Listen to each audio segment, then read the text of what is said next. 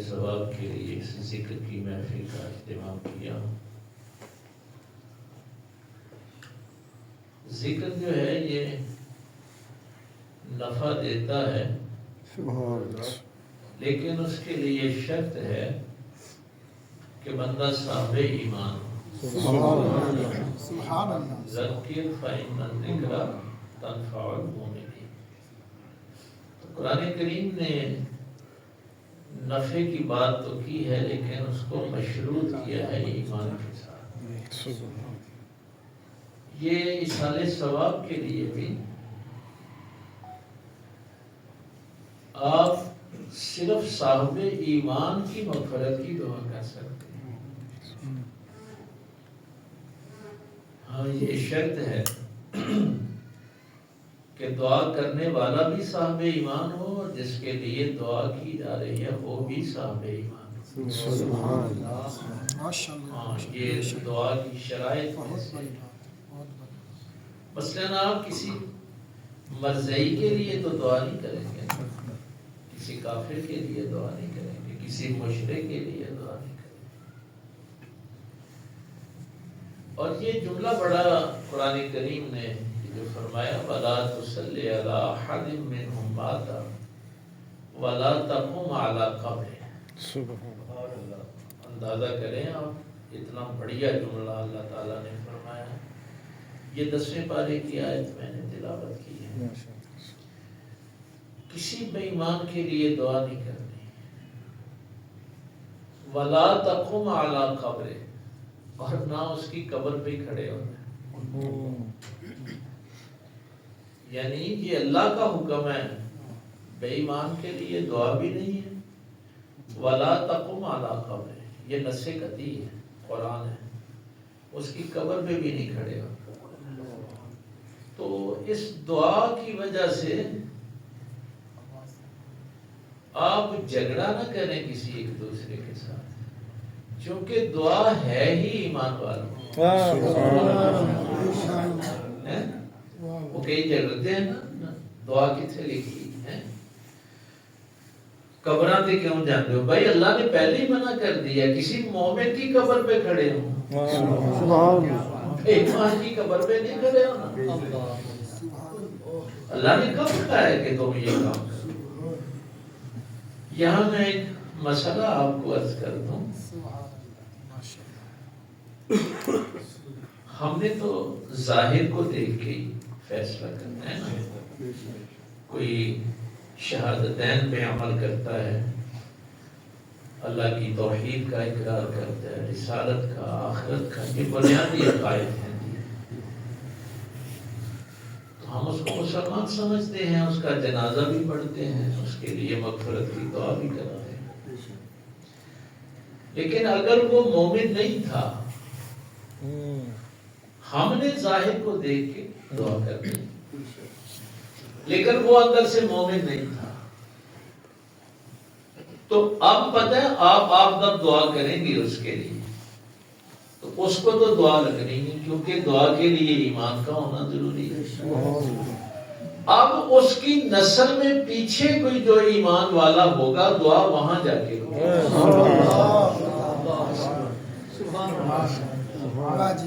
بے ایمان کے لیے تو دعا ہے. اسی لیے قرآن کریم میں تو آپ کو پتہ ہے قرآن کریم کا طالب علم ہوں. ربنا اغفر لنا وَلِإِخْوَانِنَا الَّذِينَ سَبَقُونَا بِالْإِيمَانِ. تو وہ جو سبقت لے گئے ہیں نا ہم سے، جو پہلے چلے گئے ہیں، ان کے لیے دعا یہ قرآن نے سکھائی ہے نا. لیکن سکھایا کیا ہے؟ جو ایمان والے گئے ہیں ان کی مولا مغفرت. اور پھر ایک اور بھی ہے بات، ایمان والے نے تو ابھی آنا ہو تو پھر بھی دعا کریں. ہم تو گزر گئے نا. ربنا اغفر لی ولوالدی وللمؤمنین یوم یقوم الحساب. وہ جو قیامت تک آنے والے ہیں نا ایمان والے، بھائی ایمان والے نے تو ابھی آنا ہو تو وہ بھی قابل احترام. سبحان اللہ. سبحان اللہ، واہ جی واہ۔ تو یہ جھگڑا نہ کیا کریں کسی کے ساتھ کہ دعا ہے، قبر پہ جانا ہے نہیں جانا، یہ تو مسئلے قرآن کریم نے حل کیے ہوئے ہیں۔ تو اللہ کا شکر ادا کیا کریں۔ یہ تہذیب، یہ کلچر ہمیں پاک پیغمبر صلی اللہ علیہ وسلم اس خوبصورت طریقے سے اپنے مرنے والوں کو رخصت کرنا، دعاؤں کے سائے میں اپنے مردوں کو رخصت کرنا۔ پہلے ایسا نہیں تھا، بلکہ سرداران قریش تو وصیت کر کے جاتے تھے کہ کوئی رونے پیٹنے والی عورتیں بلانا، ہماری میت بے رونق نہ رہے۔ ہاں، یہ پہلا کلچر تھا نبی پاک صلی اللہ علیہ وسلم کے آنے سے پہلے، یہ تھا اس معاشرے میں۔ کپڑے پھاڑ دیں، تمانچے مار دیں، لغویات بکنا، تو یہ تھا رخصت کرنے کا طریقہ۔ اب پاک پیغمبر صلی اللہ علیہ وسلم جب اس دنیا میں تشریف لائے، سرکار نے اعلان نبوت فرمایا۔ اچھا، وہ میں کہیں بھول نہ جاؤں، یہ جو آپ علماء سے سنتے ہیں کہ اگر آپ چیخو پکار کریں گے، منہ پہ تمانچے ماریں گے، کپڑے پھاڑیں گے تو میت کو تکلیف ہوگی، یہ حدیث آپ علماء سے روایت سنتے ہیں۔ وہ پتہ ہے کس میت کے لیے؟ جو میت کہہ کے جائے کہ میرے مرنے پہ یہ سب کچھ کرنا، چونکہ مشرکین مکہ یہ کہہ کے جاتے تھے نا کہ ہماری میت بے رونق نہیں رہنے دینا۔ تو اگر کوئی بندہ یہ وصیت کر کے جاتا ہے تو اس کو یہ گناہ ہوتا ہے۔ اگر کسی نے وصیت نہیں کی اور پیچھے سے کوئی جاہل مرد یا عورت ایسی حرکت کرتا ہے تو پھر اس کو گناہ نہیں ہے۔ لا تزر وازرۃ وزر اخری، قرآن کا یہ اصول ہے۔ اللہ نے بیان فرمایا کہ کسی نے بھی کسی دوسرے کا بوجھ نہیں اٹھانا۔ ہاں، تو یہ اب کبھی روایت سنیں تو آپ کے ذہن میں ہونا چاہیے۔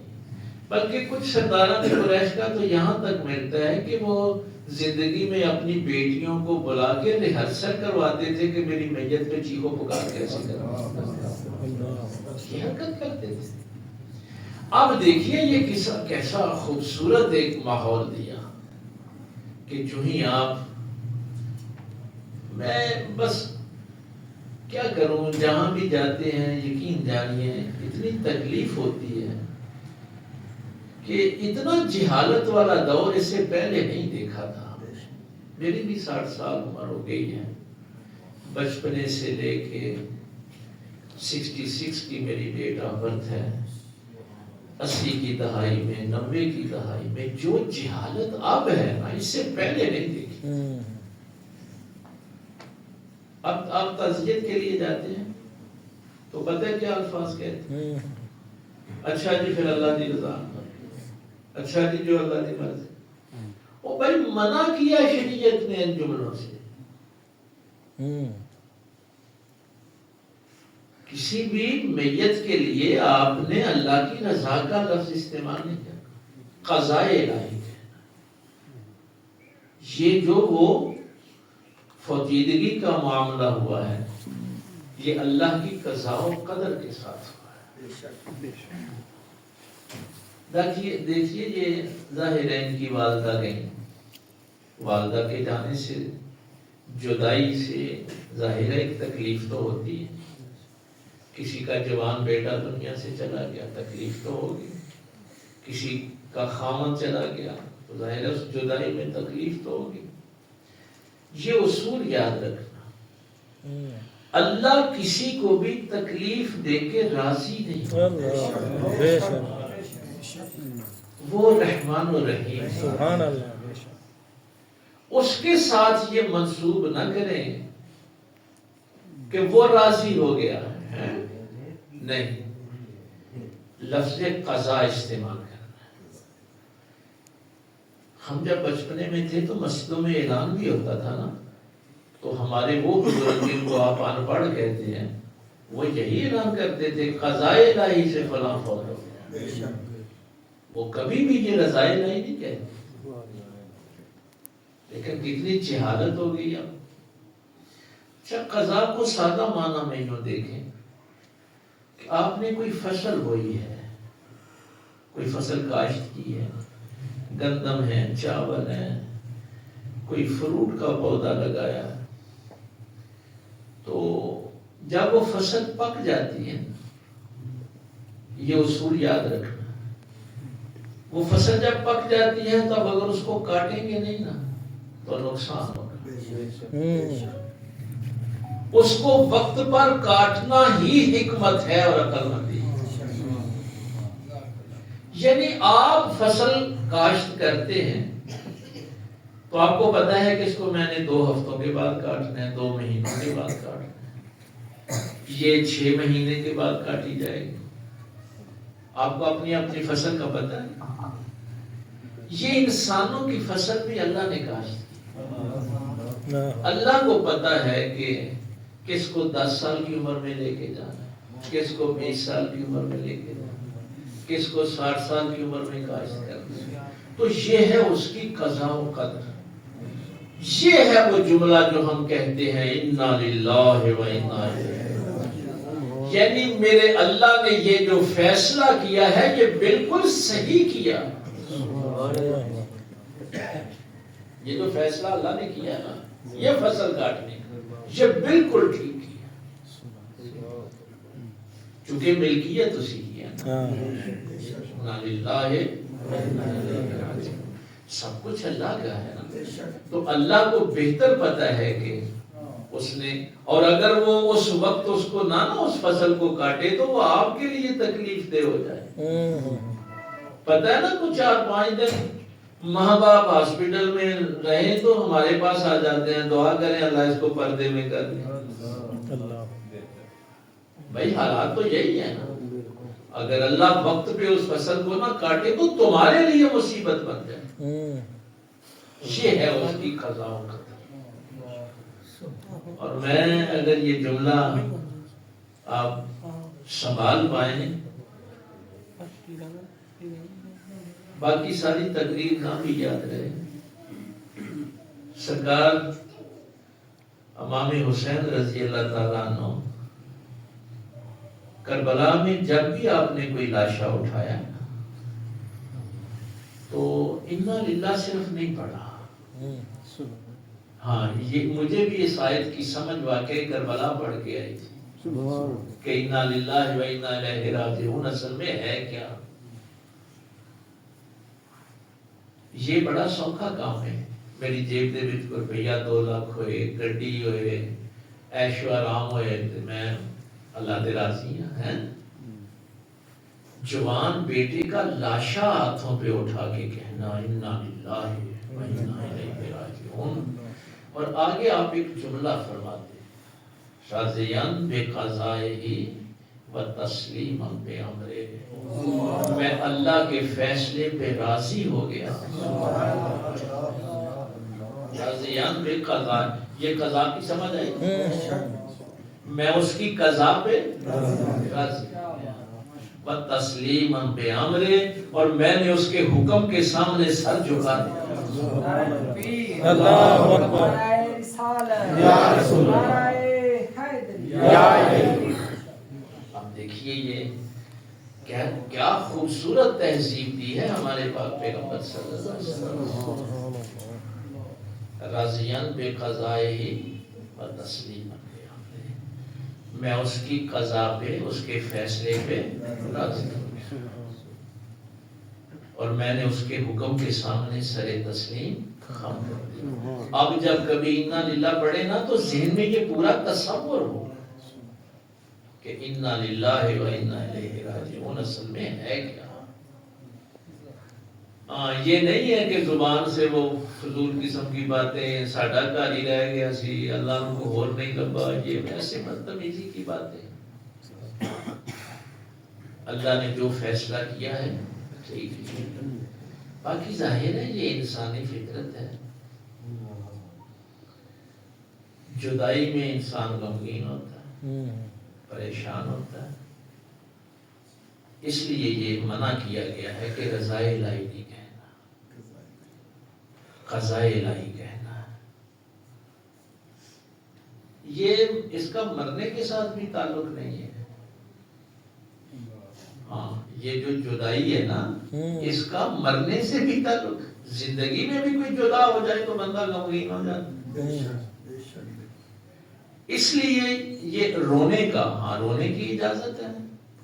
آدم علیہ السلام روئے اپنے بیٹے کی، حابیل کی، جب قابیل نے قتل کیا تو پورا سال روتے رہے، اس کی قبر پہ جا کے روتے رہے، قرآن نے پورا مرثیہ لکھا ہے۔ اور پھر آگے ایک بڑی بات، کئی دفعہ نا آپ پریشان بھی ہو جاتے ہیں، وہ فتنہ پھیلانے والے آپ سے کہتے ہیں یار یہ شہید زندہ نے تو پھر تسی امام حسین 10 مارا والے دن روندے کیوں، ان کا ذکر کر کے کیوں روتے ہو؟ زندوں کو تو نہیں رویا جاتا، پھر تو یہ گلا سن کے پریشان ہو جاتے ہیں، کیونکہ دین تے ہاں سکھیا کوالاں کو یا نقیباں کو یا ناخواں کو، ہاں کیڑا دین قرآن کو سکھیا کہ سانوں پتا ہے کہ دین کی شے ہے۔ تو وہ جب یہ بات کرتے ہیں تو پھر تم پریشان ہو جاتے ہو، یار اللہ نے جب زندہ کہا ہے تو پھر ان کا ذکر کر کے روتے کیوں؟ قرآن کریم نے اس کا بھی جواب دیا ہے، قرآن کہتا ہے یعقوب علیہ السلام روئے اور زندہ پہ روئے، اور یوسف علیہ السلام زندہ ہے، تو اللہ کا نبی اپنے بیٹے کی جدائی میں رویا، اور کس شدت سے روئے؟ وَبِيَدَّتْ عَيْنَاهُ مِنَ الْحُزْنِ، اس غم میں رو رو کر آنکھیں ہی سفید کر رہے۔ ہاں اب یہ قرآن کی دلیل یاد رہے، زندوں پہ رونے سے بھی قرآن نے منع نہیں کیا، بس بات اتنی ہے کہ تعلق تو ہو، اور بھائی تعلق ہوگا تو جدائی محسوس ہوگی۔ وہ جو کنویں میں پھینک کے آئے تھے وہ تو نہیں روتے تھے، ان کو رونے کی کیا ضرورت ہے؟ میرے پاک پیغمبر صلی اللہ علیہ وسلم اپنے بیٹے حضرت ابراہیم کے وصال پہ روئے، یہ رونے کی بھی ایک پوری، ہاں یہ رحمت ہے۔ میں تو اکثر یہ جملہ کہتا ہوں کہ اللہ تعالیٰ نے یہ صفت دی، بیٹھے تشریف رکھیں آپ، اللہ تعالیٰ نے یہ رونے کی صفت آپ کو دی ہے، تو اگر آپ نے اپنی ماں کی جدائی میں بھی نہیں رونا تو کب رونا؟ نہیں مثلا یہ رونے کی صفت آپ کی کب استعمال ہے؟ تو بڑی فضول بات ہے، رونے سے ہی کسی کو منع کرنا، یہ انبیاء کی سنت ہے، یہ نبیوں کا طریقہ ہے، اور یہ کسی خالص دل کی نشانی ہے، کسی ظالم دل کی نہیں نشانی۔ تو بات وہ پھر وہ چل نکلی کہ جہالت بڑی عام ہو گئی ہے، کیا کریں ہم، بہت بنیادی باتیں جو ہیں ہمیں سلیقہ نہیں رہا کہ ہم نے اپنے مرنے والوں کو رخصت کیسے کرنا ہے، یعنی یہ سلیقہ بھی ہمیں نہیں رہا۔ اب تو یقین جانیے دکھ ہوتا ہے جب کہتے ہیں نا کہ سویرے کل دے 10واں کٹھا ہی ہے، وہ 3 دن کا تو حکم ہے یار، اس میں تو کسی کا اختلاف بھی نہیں ہے، نہ وابیاں دا، نہ دیوبندیاں دا، نہ سنیاں دا، 3 دن پہ تو سب کا اتفاق ہے۔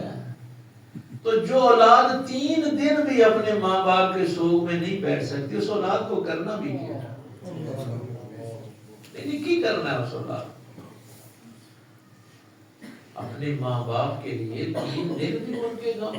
ہاں بیوہ عورت کو حکم ہے کہ وہ 4 مہینے 10 دن سوگ منائے، یہ قرآن کریم ہی سارا سنا رہا ہوں آپ، لیکن عام جو ہے وہ اب تو دور اور آ گیا، صحابہ کرام رضوان اللہ تعالیٰ علیہم اجمعین کے دور میں تو جب کوئی تعزیت کے لیے جاتا تھا تو یہ بھی نہیں پتا چلتا تھا گھر والے کون ہیں بیگم، وہ اس طرح غم میں شریک ہوتے تھے۔ اور اس سے سختی سے منع کیا گیا ہے قبرستان میں جا کے ہنسنا نہیں، لیکن اب آپ دیکھیں گے لوگ قبرستان میں جا کے بھی ہنس لیتے ہیں۔ اپنی آخرت یاد نہیں ہے نا، اپنی قبر یاد نہیں ہے، یہ وقت جو ہے یہ یاد نہیں ہے۔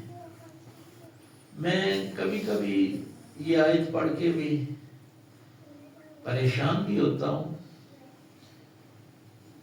یہ جو بات میں نے کہی ہے نا، یہ میں نے ایسے نہیں کہا کہ ہاں دین بھی کو اللہ کو سیکھا ہے نا، اس واسطے سانوں نہیں پتا کہ دین کی شے ہے۔ میں جب کبھی وہ پاک پیغمبر صلی اللہ علیہ وسلم کا ارشاد عالی پڑھتا ہوں، یہ شیعہ سنی سب کی کتابوں میں یہ روایت ہے، یعنی یہ وہ روایت ہے جو کامن ہے سارے یہاں، کہ جب پاک پیغمبر صلی اللہ علیہ وسلم نے فرمایا نا کہ پہلی امتوں میں جو سب سے بدبخت اور شقی انسان تھا، جس نے صالح علیہ السلام کی اونٹنی کی کھونچی کاٹی تھی، پہلی امتوں میں اس سے شقی اور بدبخت انسان کوئی نہیں تھا۔ اور پھر فرمایا علی میری امت کا سب سے شقی اور بدترین انسان وہ ہے جو تیری داڑھی کو خون سے رنگین کر دے گا۔ یعنی پہلی امتوں میں وہ بدترین اور شقی تھا، اور میری امت میں سب سے شقی وہ ہے جو علی کا قاتل ہے۔ اچھا سرکار یہ بیان فرماتے فرماتے رو دیے، وہی جو میں نے کہا کہ تعلق ہو تو پھر ظاہر ہے وہ منظر سرکار کے سامنے آ گیا۔ تو مولا کائنات نے ایک سوال کیا تھا، اس روایت کو کبھی پڑھے جا کے آپ حیران ہوں گے۔ مولا کائنات نے عرض کیا رسول اللہ صلی اللہ علیہ وآلہ وسلم، آقا یہ تو آپ نے بتا دیا کہ وہ میرے چہرے کو اور میری داڑھی کو خون سے رنگین کر دے گا، خضاب کر دے گا، یا رسول اللہ اس وقت میرا دین تو سلامت ہوگا۔ کیا بات ہے، کیا بات ہے، اندازہ کریں ذرا اس دین کی اہمیت۔ تو یہ جو ہے سن لیں دے ہو نا ناز خامہ کرونی ہے، دین سلامت ہر کوئی مانگتا، عشق سلامت کوئی، یہ دین کے خلاف ہے۔ اس کو دین کی اہمیت کہیں نہیں بدبخت کو پتا۔ علی سے بڑا عاشق کون ہے؟ ایک ہی سوال کیا، یا رسول اللہ صلی اللہ علیہ وسلم کیا اس وقت جب میں شہید ہوں گا میرا دین سلامت ہوگا؟ یہ جو آپ شریعت لے کے آئے ہیں میں اسی میں عمل کر رہا ہوں گا۔ سرکار نے فرمایا کہ ہاں علی تیرا دین سلامت ہو۔ اصل میں بھی جب تھیسس کر رہا تھا پنجاب یونیورسٹی میں تو ایک ہمارے دوست تھے، وہ حضور سلطان صاحب کے شاعری پہ بھی نا وہ پنجابی میں تھیسس کر رہے تھے۔ انہوں نے مجھے بتایا کہ اس قسم کے سارے شعر ان کے دیوان میں ہیں ہی نہیں۔ انہوں نے کہا میں حیران ہو گیا ہوں کہ یہ جو مسجدوں میں محفلوں میں شعر پڑھے جاتے ہیں یہ تو ان کے کلام میں ہے ہی نہیں، پتہ نہیں کس نے یہ گھڑ کے ان کے نام کے ساتھ منسوب کر دیا۔ نمازاں پڑھنا کام جنانا تے روزہ صرفہ روٹی ہے۔ انہوں نے کہا یہ شعر میں نے کتنے ان کی مثلا مختلف سالوں میں جو چھپی ہیں کتابیں، کسی کتاب میں یہ شعر نہیں۔ لیکن جب آپ قوالوں سے شاعروں سے دین سیکھیں گے تو پھر ایسے ہی سیکھیں گے نا۔ کو کیا پتا کہ مرتے وقت اگر علی کو بھی فکر ہے تو اپنے ایمان کی فکر ہے، اپنے دین کی فکر ہے۔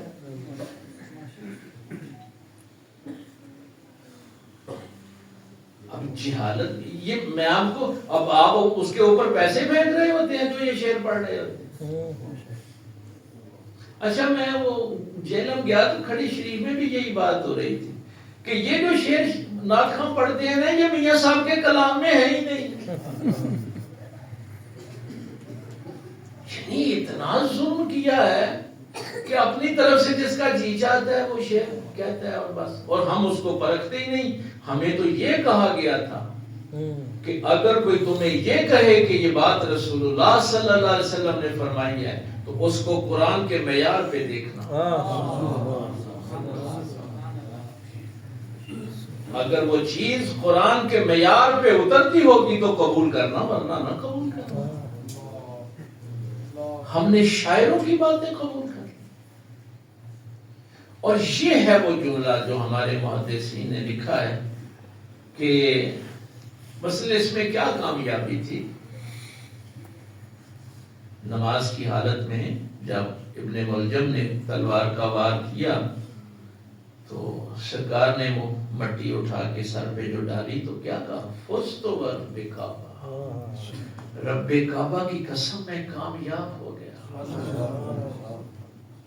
یہ کون سی کامیابی تھی؟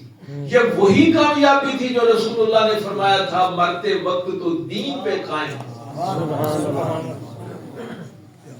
یہ تھی وہ کامیابی. میں اس دنیا سے جاؤں تو ایمان سلامت لے کے جاؤں تاکہ بعد میں مومنین دعا کریں تو مجھے دعا تو لگتی ہے.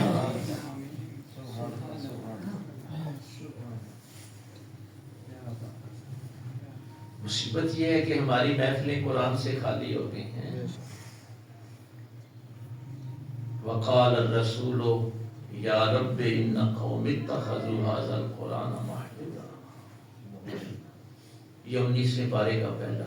کبھی جا کے پڑھیں اس آیت کو، جھنجھوڑ کے رکھ دیتی. آپ کو تو یہ بتایا گیا ہے نا کہ کوئی گل نہیں، پیر سفارش کریں گے تو ہی کامیاب ہو جاؤ گے، ہیں بخشے جاؤ گے. فلانا ولی فلانا امام تواڈی کرے گا، نبی پاک شفاعت کر دیں گے. وہ خوشی دسیا کہ قرآن کے اندر یہ نہیں کر، نبی پاک تواڈی شکایت کریں گے، شفاعت نہیں کریں گے. ہن تسی یہ دسو کہ جدی نبی پاک کی شکایت کرن انہوں کیڑا پیر بچائے گا؟ وہ تے آپ کو کہیں قوالی سنتا رہے ساری زندگی. وقال الرسول یا رب ان قوم اتخذوا هذا القرآن محجورا. جب رسول اللہ کی بارگاہ میں یہ شکایت کریں گے، یا اللہ یہ قوم جس نے میرے بعد قرآن کو بھلا ہی دیا تھا، پسے پشت ڈال دیا تھا، حیا ہی نہیں کی تھی کہ میں ان کو کہہ کے گیا تھا کہ میں اپنے پیچھے قرآن اور اہل بیت چھوڑ کے جا رہا ہوں. نہ انہوں نے قرآن کی حیا کی، نہ اہل بیت کی حیا کی. مثلا آپ کو اتنی دیر ہو گئی ہے 10 محرم مناتے ہوئے، آج تک کبھی آپ نے امام حسین کا یہ جملہ کسی سے سنا ہے؟ آپ کی زندگی میں کیا انقلاب برپا ہو جاتا اگر آپ نے امام حسین کا یہ جملہ اپنی زندگی میں رکھا ہوتا. کوئی بھی تکلیف آتی تو آپ کہتے مولا میں تیری قضا پہ راضی ہو گیا، میں نے تیرے حکم کے سامنے سر تسلیم خم کر دیا. کتنی زندگی آسان ہو جاتی. نہ ہم نے اہل بیت سے کچھ سیکھا، نہ قرآن کریم سے کچھ سیکھا. یہ بات ذہن میں رکھنا. ہم جب دورے کی کلاس بھی دورہ حدیث کی ہوتی ہے، آپ نے ابھی نماز پڑھی تو پڑھا ہے نا اہدنا الصراط المستقیم، اور ساتھ یہ بھی پڑھا ہے صراط الذین انعمت علیہم. اللہ سے آپ نے دعا کیا اللہ مجھے سیدھا راستہ دکھا. صراط کا معنی بھی سیدھا راستہ ہی ہے. یہ تاکید ہے آگے مستقیم جو ہے. اور پھر اللہ تعالیٰ نے اس میں کوئی خلل بھی نہیں. صراط الذین راستہ، اور ساتھ الذین راہبر بھی بتائے نا، رہنما بھی بتائے. نہیں جو بات آپ کو کہنے لگا، اگر کسی بندے کی نیت اور ارادہ یہ نہیں ہے، یعنی اس کے دل میں یہ ارادہ نہیں ہے کہ میں نے اللہ کے اور اس کے نبی کے راستے پہ چلنا ہے، اس کو اچھی طرح ذرا سمجھ لیں. دل میں یہ ارادہ نہیں ہے، نیت نہیں ہے، اور وہ نماز میں کھڑا ہو کے کہہ رہے تھے الصراط المستقیم، دل میں یہی ہے کہ دکان پہ جا کے دودھ ملاوٹ والا ہی بیچنا ہے، بس دل میں یہ ارادہ نہیں ہے کہ اللہ نے مجھے اگر ملاوٹ سے منع کیا ہے تو میں نے یہ دعا کی ہے تو اب میں جا کے وہ کام نہیں کروں گا جس سے اللہ نے منع کیا، میں باہر جا کے رشوت ہی لینی ہے، سود ہی لینا ہے، ماں باپ کی نافرمانی کرنی ہے۔ اگر آپ کے ارادے میں یہ کام چھوڑنے والی نیت نہیں ہے اور آپ نے نماز میں اہدنا الصراط المستقیم پڑھا تو اس نماز کا آپ کو ثواب نہیں ہوگا، گناہ ہوگا۔ تم نے اللہ سے مذاق کیا ہے، توہین کی ہے اللہ کی۔ جب تو اس کے یعنی منع کی ہوئی چیزوں کو چھوڑنا ہی نہیں چاہتا تھا تو کیوں زبان سے کہہ رہا ہے کہ اہدنا الصراط المستقیم؟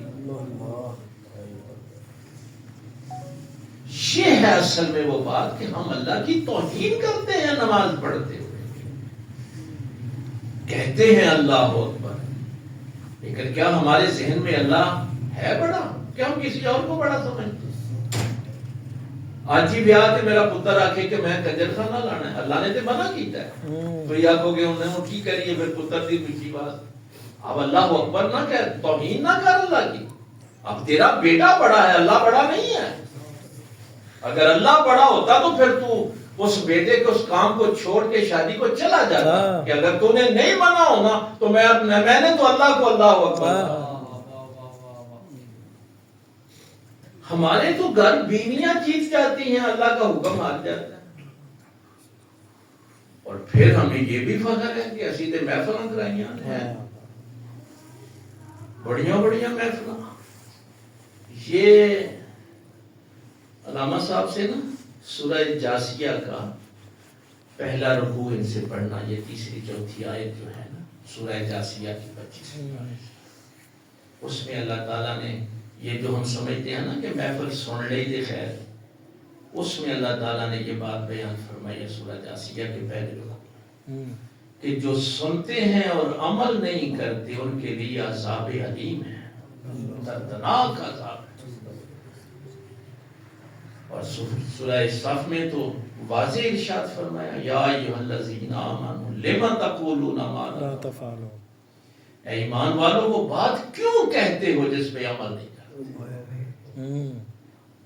کبر مقتا عند اللہ ان تقولوا ما لا تفعلون، اللہ تعالیٰ کو کتنی ناراضگی ہوتی ہے، اللہ کتنا ناپسند کرتا ہے اس بات کو کہ تم عمل تو کرو نا اور زبان سے کہتے رہو۔ اس لیے آپ کی وہ نماز بھی گناہ بن جاتی ہے۔ مولا کائنات نے ایک دفعہ رسول اللہ صلی اللہ علیہ وسلم سے رمضان کے متعلق حضور خطبہ ارشاد فرما رہے تھے تو مولا نے پوچھا تھا یا رسول اللہ صلی اللہ علیہ وسلم مجھے کوئی بہترین عمل بتا دیں۔ بھائی شاگرد بھی مولا علی جیسا اور استاد محبوب خدا صلی اللہ علیہ وسلم۔ میں حیران ہوا جب میں نے اس روایت میں یہ بات دیکھی، مولا کائنات نے ایک عمل پوچھا یا رسول اللہ کو ایک عمل بتا دیں، سرکار نے فرمایا اللہ کی حرام کی ہوئی چیزوں کو چھوڑ دے، اس سے بہتر عمل اور کوئی نہیں۔ جن چیزوں کو اللہ نے حرام کیا، میں نے شاید یہاں یا کسی اور موقع پہ اسی گجرانوالہ میں نے یہ بات کہی تھی۔ ہم تو ساری زندگی یہ سنتے رہے نا کہ حساب دینا ہے، وہ بھائی ہم کہتے ہیں کہ حرام نہ کماؤ، رشوت نہ لو، سود نہ لو، ملاوٹ نہ کرو، چوری ڈکیٹی نہ کرو، اس زندگی کا حساب دینا ہے، یہی کہتے تھے۔ مولا کائنات یہ نہیں کہا کرتے تھے، مولا علی سرکار پتہ ہے کیا کہتے؟ آپ فرماتے تھے میں تمہاری دنیا کا کیا کروں جس کے حلال کا حساب ہے اور حرام کا عذاب ہے۔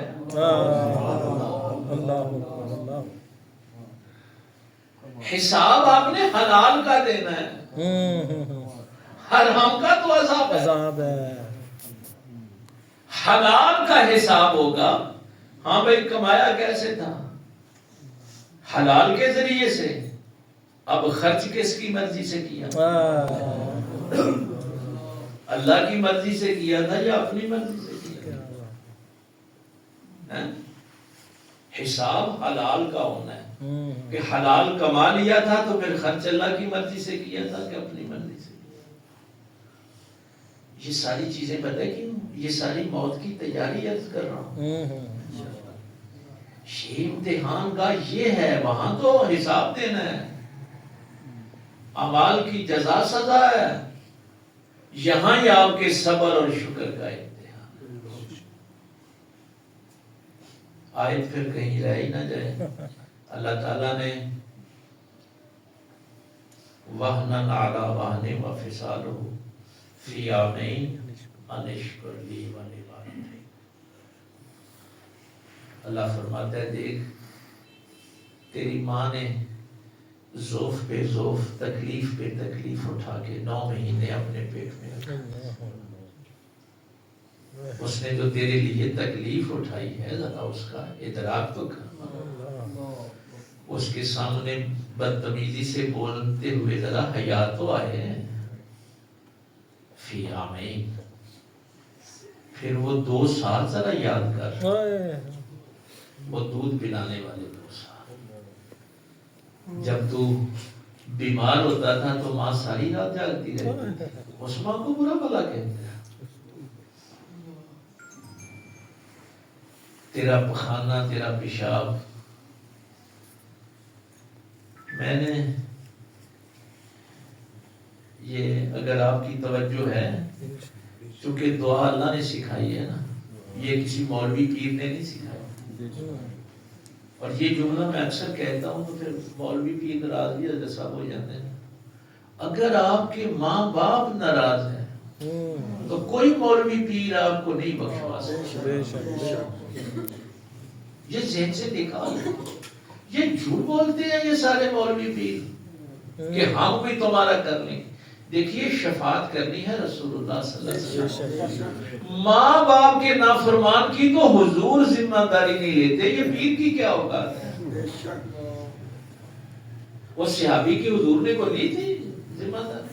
اگر اس کی ماں ناراض ہے تو میں نہیں ذمہ دار، جاؤ اس کو جلا دو.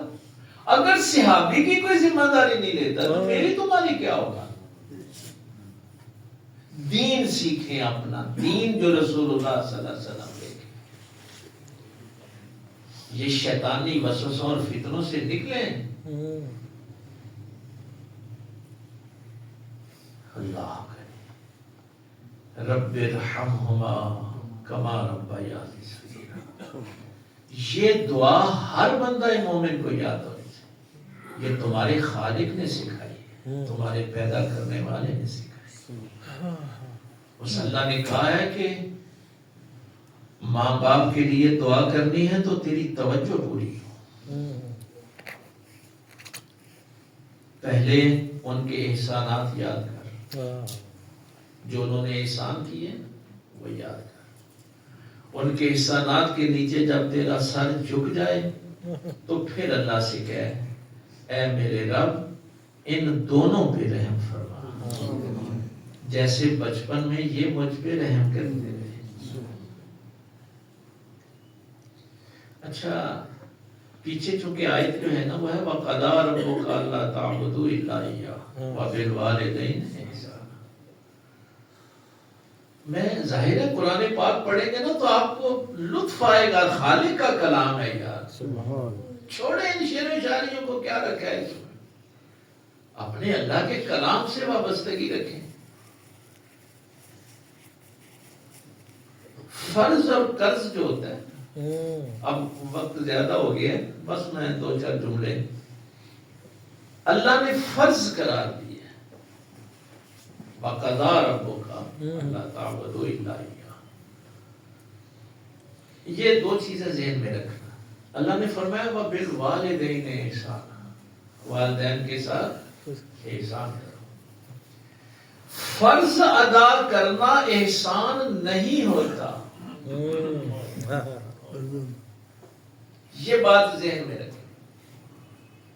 مثلا ابھی آپ نے نماز پڑھی ہے تو آپ کہہ سکتے ہیں کہ آپ نے احسان کیا کہ بھائی فرض ادا کیا ہے نا.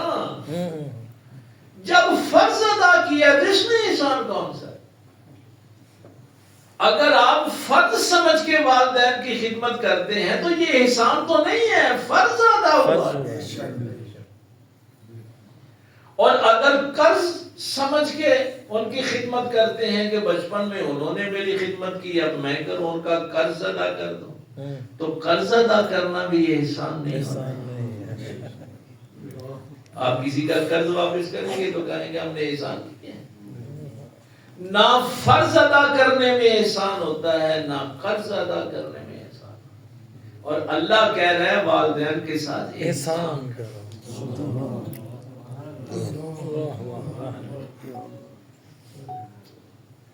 کبھی آپ قرآن کریم کو اس نظر سے دیکھیں، آپ کی آنکھوں میں ویسے ہی آنسو آ جائیں گے۔ اس کے لیے یہ جملہ ذہن میں رکھنا، انہوں نے صرف یہی قرض نہیں ہے کہ انہوں نے کھانا کھلایا تو تو نے بھی کھلا دیا، کما ربیانی صغیرا، انہوں نے دوائی لا کے دی تجھے تو تم نے بھی لا کے دے دی، انہوں نے کپڑے دیے تو تم نے بھی دے دی، نہیں، انہوں نے کچھ اور بھی کیا ہے تیرے،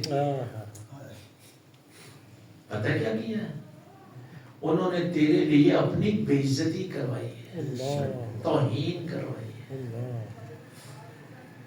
فی عامین، اب ذہن میں رہے وہ 2 سال جس کا قرآن ذکر کر رہا ہے، تو 1.5 سال 2 سال کا تھا اور تو نے گھر میں پخانا کر دیا، اب گھر کی باقی عورتیں تیری ماں کی توہین کرتی ہیں، انہوں جانے سنبھالن دا نہیں پتا، یہ ہے ہی کھوتی ہے، اب وہ کھوتی کہلوا رہی ہے تیری وجہ سے۔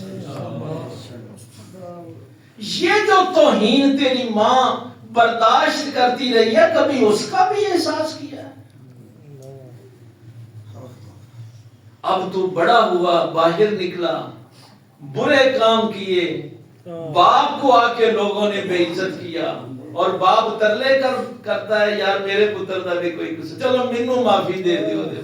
اب وہ توہین تیری وجہ سے کروا رہا تھا، تو نے سمجھا کہ میں چند روٹی کے لقمے دے کے ان کا احسان پورا کر دوں، نہیں، اب کوئی ایسا کام کر کے ان کا دل خوش ہو جائے، یہ احسان ہے۔ فرض اور قرض سے احسان ادا نہیں ہوگا۔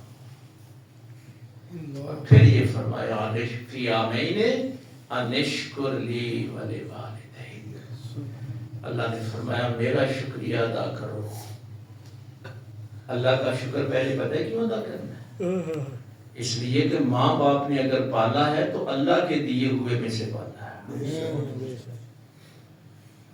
ماں کے سینے میں دودھ اللہ نے پیدا کیا تھا، انہوں نے جو پانی پلایا ہے تو وہ پانی اللہ نے دیا تھا، اس لیے پہلے شکر اللہ کا، والے والدیک، اور اس کے بعد شکر والدین کا، درمیان میں اور کوئی چیز اللہ نے رکھی نہیں۔ عبداللہ ابن عباس رضی اللہ تعالیٰ عنہ فرماتے ہیں جس نے پہلے حکم پہ عمل کیا اور دوسرے حکم پہ عمل نہ، پہلا حکم ہے نا اللہ کا شکر، دوسرا ہے والدین کا شکر، جس نے پہلے حکم پہ عمل کیا دوسرے پہ نہ کیا تو پہلے حکم پہ عمل کرنے کا کوئی فائدہ نہیں، اللہ کا شکر ادا کرنے کا اس کو فائدہ ہی نہیں ہوتا۔ بس میں آخری جملہ کہنے لگا ہوں، چونکہ دیکھیے میں بھی دعا کے لیے ادھر بھی ماشاءاللہ مسرور میں بھی دعا ہوئی اور بھی محفلوں پہ دعا ہوئی، وہ تو ہمارا فرض ہے، لیکن جو دعا اولاد کر سکتی ہے نا وہ کوئی اور نہیں کر سکتی۔ احسانات کا اولاد کو بتا، ان کے احسان یاد کرے اور پھر اللہ سے دعا کرے، اور یہ گارنٹی بھی اللہ نے بیٹے کی دعا کے لیے کی، کہ جب بیٹا دعا کرتا ہے نا رو کے یا اللہ میرے والدین کو بخش دے، تو اللہ فرماتا ہے پھر مجھے حیا آتی ہے اس کے ہاتھ خالی واپس کیسے کروں۔ نعرہ تکبیر، نعرہ رسالت، نعرہ حیدری، عظمت و شان والدین مصطفیٰ. وہ تو چلو اس نے اس طرف بھی اشارہ کر دیا شرافت صاحب نے. ہم نے کیا ادب کرنا ہے. رسول اللہ صلی اللہ علیہ وسلم نے تو ایک جملے میں یہ بات فرمائی تھی جب ماں کی عظمت بیان کی تھی نا، تو فرمایا تھا میں عشاء کی نماز کیا بات ہے. اور وہ ونڈو کی باری کے رستے میری ماں مجھے آواز دے یا محمد، تو پھر میں نماز توڑ کے ماں کی بات سنی. کیا بات ہے. نشکر لی والے والدے کا اگر آپ کو سمجھ آ جائے. اور جو جب اس صحابی نے پوچھا تھا یا رسول اللہ صلی اللہ علیہ وسلم اگر ماں باپ ظلم کریں تو پھر بھی، فرمایا پھر بھی